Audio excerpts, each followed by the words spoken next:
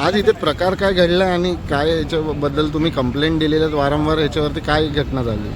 या काशीगाव हद्दीमध्ये या सफारी हॉटेलच्या बाजूला दिल्ली दरबारच्या अपोजिट साईडला एक ॲसिडचा कारखाना आहे आणि साधारण 15,000 ते 20,000 प्युअर ॲसिड मोठ्या टँकरमध्ये या ठिकाणी येते, त्या ठिकाणी मिश्रण करून कार्बो भरून विकलं जातं, सप्लाय करतो.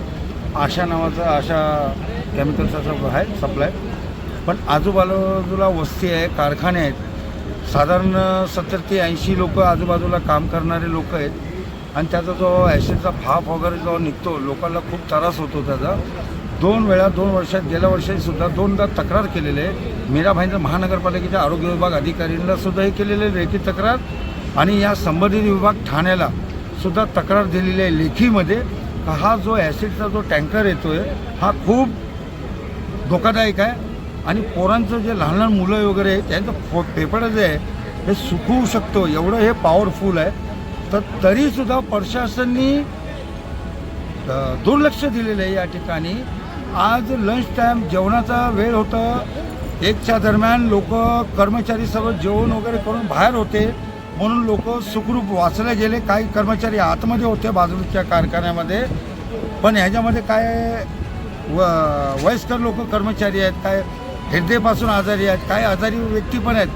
पण अशा व्यक्तीला जर आतमध्ये असतं तर कित्येक लोकांचं मरण पण झालं असतं या संबंधित ॲसिडच्या वासामुळे.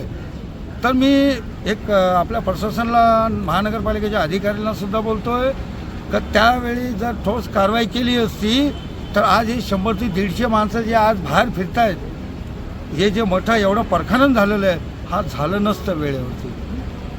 पण कुठेतरी आपले महानगरपालिकेचे वरिष्ठ अधिकारी हे यांचा हलगर्जीपणा आणि या संबंधित विभागचे जे ठाण्याचे मॅडम आहेत ते गेल्या वर्षी आलेले होते, पाहणी केले, गप का झाली हे आम्हाला माहिती नाही.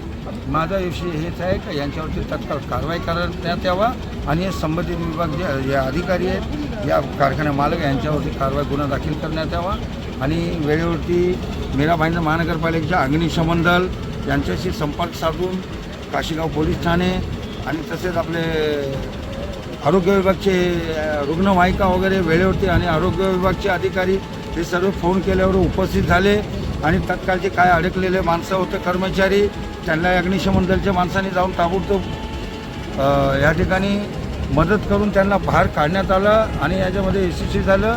जास्त काय कोणाला त्रास झालेला नाही, पण मोठी दुर्घटना घडली असती जर लंच टाईममध्ये हा प्रकरण अगोदर झालं असतं तर ह्याच्यासाठी लवकरात लवकर प्रशासनाने याच्यावरती दखल